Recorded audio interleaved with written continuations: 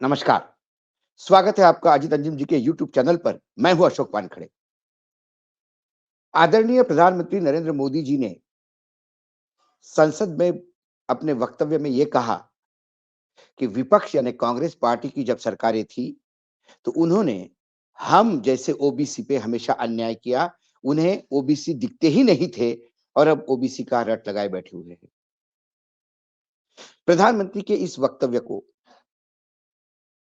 राहुल गांधी जो न्याय यात्रा में अभी लगातार भ्रमण कर रहे हैं और उत्तर भारत में वर्तमान में उनकी यात्रा चल रही है।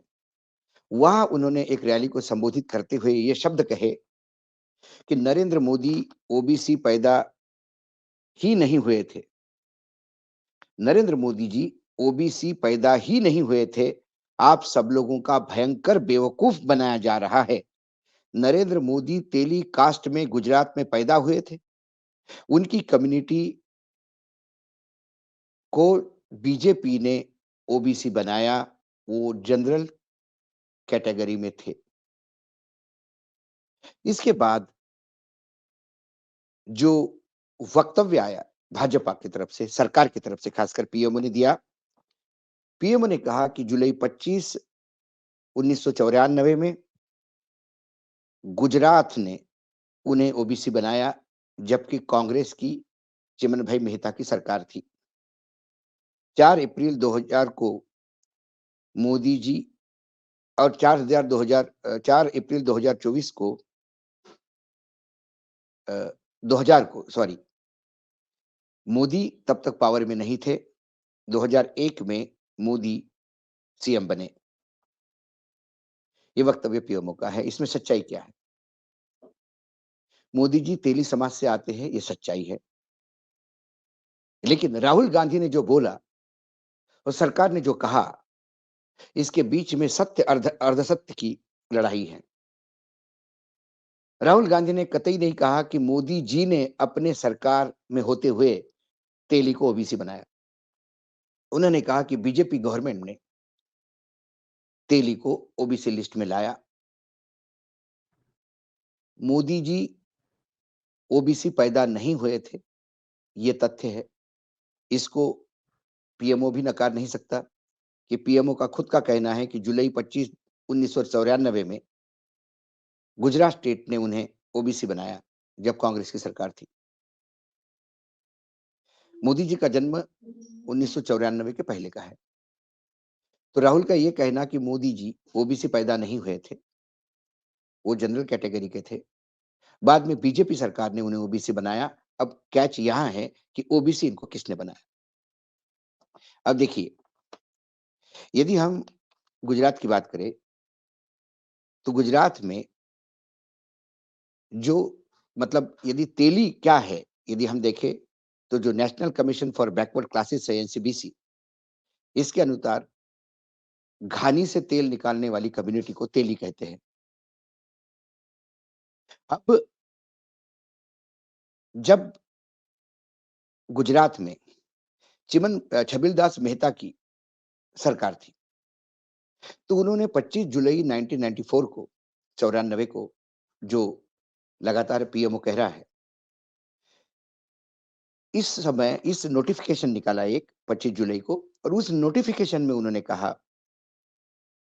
कि ये जो तेली समाज है, ये गुजरात में social and economical backward classes SEBC में लाया गया। ओबीसी नहीं, एसईबीसी। तो 25 जुलाई 1994 का नोटिफिकेशन जो पीएमओ कोट करता है, वो गलत है। वो ओबीसी नहीं था, एसईबीसी था, social and economical backward class. अब फिर 20 जून 1995 को एक नोटिफिकेशन निकला। उसमें ये कहा गया कि तेली और मोद घाची, जो मोदी जी आते हैं जहां से, तेली और मोद घाची, ये 25 ए लिस्ट में, जो ईसीबीसी की जो लिस्ट है, उसमें 25 ए माने जाएंगे। और घाची मुस्लिम, जो मुस्लिम कम्युनिटी, मुस्लिम धर्म में भी तेली आते हैं, घाची मुस्लिम, ये 25 नंबर पे थे। और 25A पे तेली और मोदघाची थे। ये नोटिफिकेशन हुआ। फिर अगस्त 1997 में अहमदाबाद में एनसीबीसी यानी national commission for backward classes के बेंच ने एक हियरिंग किया। जो कास्ट को बीच-बीच में ऐसे बेंच हियरिंग करती रहती है कि कोई कास्ट यदि छूट जाती है तो उसको इंक्लूड करने के लिए। तब तैलिक साहू महासभा जो गुजरात राज्य की थी, उन्होंने एक प्रेजेंटेशन दिया और उस प्रेजेंटेशन में तेली, मोदघाची इनको ओबीसी में इंक्लूड करने की रिक्वेस्ट की और तमाम दलीलें दी। उन्होंने कहा कि मंडल की लिस्ट में हम हैं और एनसीबीसी के लिस्ट में हम नहीं हैं। जबकि घाची मुस्लिम जो हम में से ही एक है, वो दोनों लिस्ट में हैं। इनकी दलील को वहाँ हियरिंग में आए हुए किसी भी संगठन ने अपोज़ नहीं किया। जो लोग पहले ओबीसी में थे, गुजरात में करीब-करीब 104 कम्युनिटी सब कम्युनिटी ऐसी है जो ओबीसी में है। उन्होंने भी समर्थन किया। तो जब किसी का अपोज़िशन नहीं और सारे तथ्य देखने के बाद एनसीबीसी ने सितंबर 8, 1993 को ये रिकमेंडेशन आगे दिया। फिर 4 अप्रैल 2000 को एक नोटिफ़िकेशन आया और उस नोटिफ़िकेशन में तेली और मुस्लिम जो समाज के जो लोग थे, तेली, घाची, ये तमाम लोग ओबीसी में आए। ये 1999 का नोटिफ़िकेशन था और फिर 94 में सॉरी और फिर 2000 में यानी 2-4 महीने बाद फिर एक नोटिफ़िकेशन आया जिसमें तेली साहू, तेली राठौर और तेली राठौड़ ये भी जोड़े गए। तो जब तक ये फाइनल नोटिफ़िकेशन एनसीबीसी का तेली समाज को ओबीसी में लाया, तब अटल जी की सरकार आ गई थी। तो उस सरकार ने क्रेडिट भी लिया था कि हमने तेली समाज को ओबीसी में लाया। तो राहुल गांधी का ये कहना कि बीजेपी सरकार ने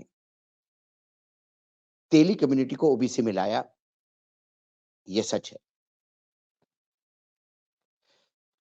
1994 का जो नोटिफ़िकेशन जुलाई 25, 1994 का जो पीएमओ रेफर कर रहा है, वो ओबीसी का नहीं था, वो इसी एससीबीसी का था, socially economically backward class. OBC, ECBC में फ़र्क है। तो राहुल गांधी जो कह रहे थे, वो गलत नहीं कह रहे थे। उन्होंने कतई नहीं कहा कि मोदी जी ने स्वयं को अपनी जाति को इंक्लूड किया, क्योंकि पीएमओ का स्टेटमेंट ये भी क्लेरिफिकेशन देता है कि जब तेली समाज 2000 में ओबीसी में आया, जो फाइनल नोटिफ़िकेशन आया, तब नरेंद्र मोदी किसी भी पावर पे नहीं थे। 2001 में वो मुख्यमंत्री बने। मोदी जी ने स्वयं को ओबीसी किया, ये कतई राहुल गांधी ने नहीं कहा। राहुल गांधी ने कहा कि मोदी पैदा जनरल क्लास में हुए थे, बाद में ओबीसी बने। बीजेपी सरकार ने तेली समाज को ओबीसी बनाया। यदि टेक्निकली देखा जाए, तो राहुल के पूरे स्टेटमेंट में कोई गलती नहीं दिखाई देती है।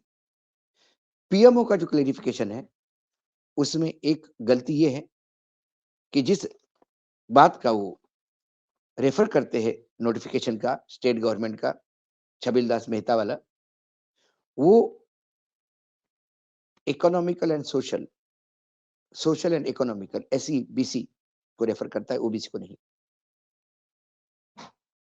और जब ये कहते हैं कि जब मोदी जी ये नोटिफिकेशन तब आया जब मोदी जी सत्ता में नहीं थे।